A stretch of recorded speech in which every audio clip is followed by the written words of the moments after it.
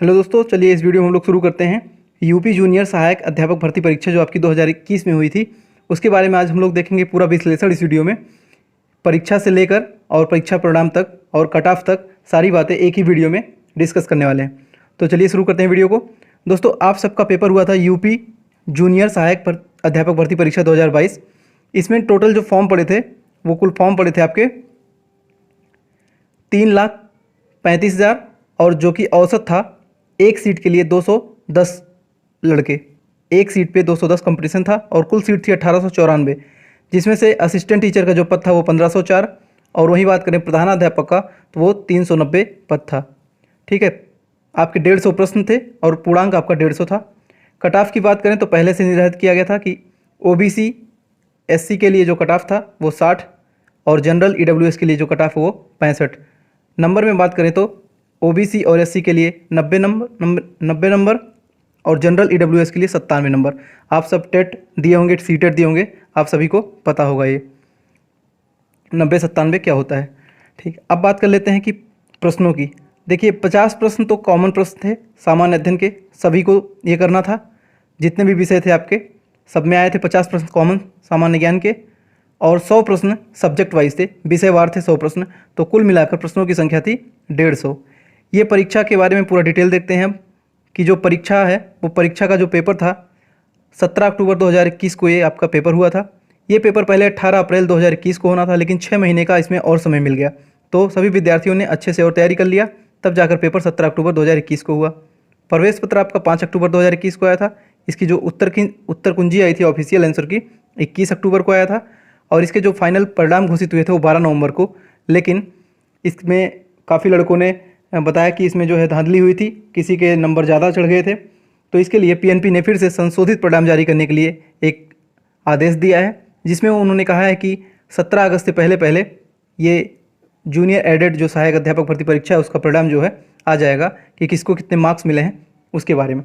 अब एक बार जरा हम लोग अनुमानित कट ऑफ देख लेते हैं, लेकिन कट ऑफ से पहले एक बार उसका एनालिसिस देखेंगे और समझेंगे कि कट ऑफ कैसे निकला है, कैसे ये आया हुआ है, थोड़ा उसके बारे में समझ लेते हैं। देखिए दोस्तों, जैसे इसमें गुणांक होता है, अगर जो विद्यार्थी पेपर दिए होंगे उनको सब पता होगा, इसलिए ज़्यादा डिटेल में इस वीडियो में नहीं बताएंगे। इसके जो अगली वाली वीडियो इसके बाद आएगी उसमें मैं आपको बताऊंगा कि सुपर टेट में गुणांक कैसे निकलता है, कितने मार्क्स पे कैसे क्या प्रोसेस होता है, कितना सिलेक्शन किस पे होता है, वो सारा डिटेल्ड वीडियो इसके बाद वाली आएगी।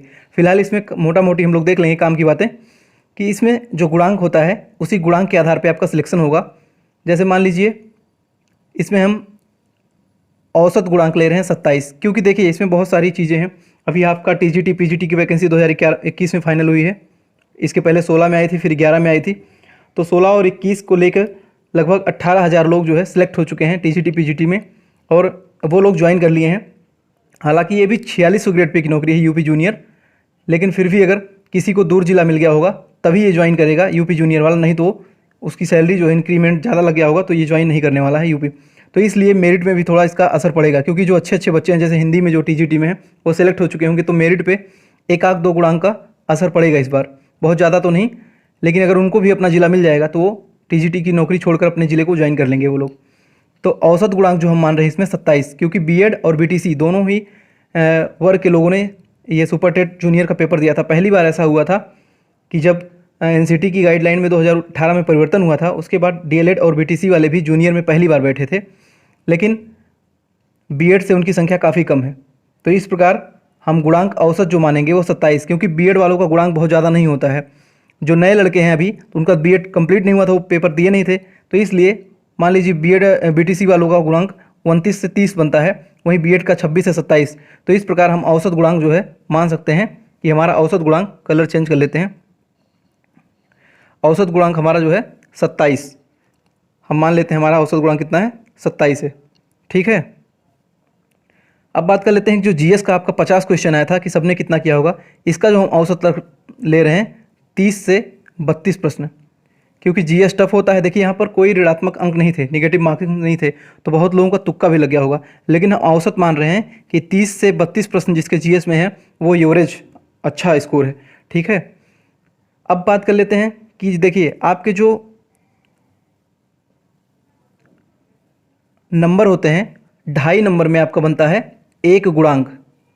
ठीक है, अब मैं आपको एग्जांपल में बता दे रहा हूँ मोटा मोटी इसमें। जैसे मान लीजिए कि किसी के 90 नंबर हैं तो उसको कितना बोलते हैं 90 नंबर पे 36 गुणांक। ठीक है, अब बोलेंगे 95 नंबर पे कितना गुणांक हो जाएगा, तो 2 मतलब 5 क्वेश्चन यहाँ बढ़ गया है, तो 5 का मतलब ढाई ढाई 5 2 गुणांक बढ़ जाएगा, तो यहाँ पर 38 गुणांक हो जाएगा। किसी का अगर 100 नंबर हो तो कितना गुणांक हो जाएगा, तो 5 और 2 और बढ़ा देंगे तो हो जाएगा 40 गुणांक। तो ये जो है इसका डिटेल्ड वीडियो जो है अगली वीडियो में लाऊंगा, तब और अच्छे से आपको समझ में आ जाएगा। अगर आपने पेपर दिया है तो इतना तो जानते होंगे। अब आइए कट ऑफ के बारे में बात कर लेते हैं। हम सभी का औसत गुणांक जो मानेंगे 27 मान के चल रहे हैं। इसके बाद जीएस में 30 से 32 प्रश्न मानेंगे, बाकी सब्जेक्ट का देखते चलते हैं। अब जैसे हिंदी है, अंग्रेजी है और संस्कृत, ये तीनों भाषा हैं। देखिए भाषाएं लोग बचपन से पढ़ते हैं और इसकी मेरिट सदैव ज़्यादा ही जाती है।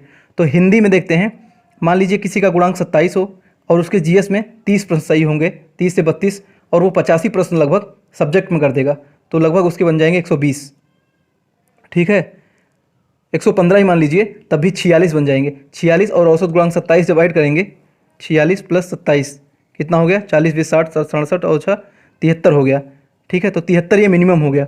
ये मिनिमम की बात कर रहा हूँ क्योंकि जो सब्जेक्ट में हिंदी में टैलेंटेड लोग हैं, तो 73 ये आपकी तो कट ऑफ उसी पे निर्धारित करेगी। अब देखिए बहुत ज़्यादा ओबीसी और ईडब्ल्यूएस में फ़र्क नहीं होगा, पॉइंट का अंतर रहेगा। इसमें लिख मैंने दिया है पूरे नंबर, क्योंकि पॉइंट में कोई कट ऑफ बता ही नहीं सकता है। तो हिंदी की जो कट ऑफ रहने वाली है आपका 73 से 75 जनरल में। वहीं बात कर लेते हैं ईडब्ल्यूएस के लिए 72 से 74, ओबीसी में 72 से 74 और एससी के लिए 70 से 72, एसटी जनजाति के लिए 68 से 70 आपकी हिंदी में कट ऑफ रहेगी। बात करते हैं अंग्रेजी की कट ऑफ आपकी इंग्लिश वर्ग में। उसमें भी हम औसत गुणांक 27 मानेंगे। जीएस के प्रश्न जो 50 सब में आते हैं उसमें 30 से 32 ही मानेंगे, और जो आपके मार्क्स हैं उसमें 2-3 मार्क्स कम कर लेंगे हिंदी की अपेक्षा। तो इसका कट ऑफ जनरल में हो जाएगा 72 से लेकर 74, ईडब्ल्यूएस में 71 से 73, ओबीसी का और ईडब्ल्यूएस का सेम कट ऑफ रहेगा, जितना भी जाएगा बहुत ज़्यादा अंतर नहीं रहेगा, पॉइंट में रहेगा। हालांकि जनरल और ओबीसी और ईडब्ल्यूएस में बहुत अंतर रहने वाला नहीं है, सिर्फ पॉइंट में रहेगा अंतर। ये मैंने पूरा लिख दिया है। ठीक है, एससी में 68 से 70 और एसटी के लिए 65 से 70। संस्कृत ये भी भाषा है, इसकी भी कट ऑफ हाई जाती है। आप टीजीटी एग्जाम्पल आप ले सकते हैं कि 117-18 कट ऑफ जनरल की गई थी, तो इसकी हाई ही रहेगी कट ऑफ हिंदी की तरह। तो संस्कृत जो है 73 से 75, इसमें भी मैंने 27 वही लिया है, 30 से 32, बाकी सारे प्रश्न 115-120 ओवरऑल जोड़ के। इसके बाद ईडब्ल्यूएस 72-74, ओबीसी 72 से 74 और एससी 67 से लेकर 69, एसटी 65 से लेकर 67। बात कर लेते हैं विज्ञान वर्ग की।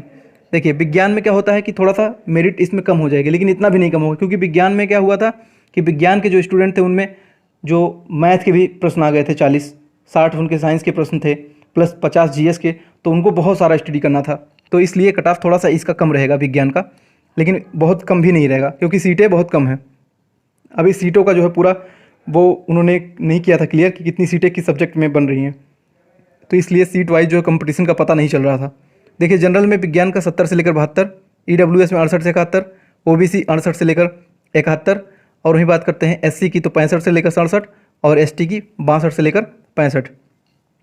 सोशल स्टडीज यानी सामान्य जो अध्ययन है, सोशल साइंस सामाजिक विज्ञान, उसकी बात करते हैं 72 से 74 जनरल, 71 से 73 ओबीसी, 71 से 73 ईडब्ल्यूएस और 68 से 70 एससी और एसटी के लिए 65 से लेकर 67। ये अनुमानित कट ऑफ है, एक्सपेक्टेड कट ऑफ है। ठीक है, ये फाइनल सिलेक्शन की बात कर रहे हैं। अभी जो आपका रिजल्ट आएगा उसमें बहुत ज़्यादा हेरा फेरी तो नहीं हुआ है, बस 1-2 हज़ार लड़कों के जो कम मार्क्स आए हैं उनके थोड़ा अच्छे हो सकते हैं, जिनके ज़्यादा हैं उनके कम हो सकते हैं, तो बहुत ज़्यादा इसमें परिवर्तन देखने को नहीं मिलेगा।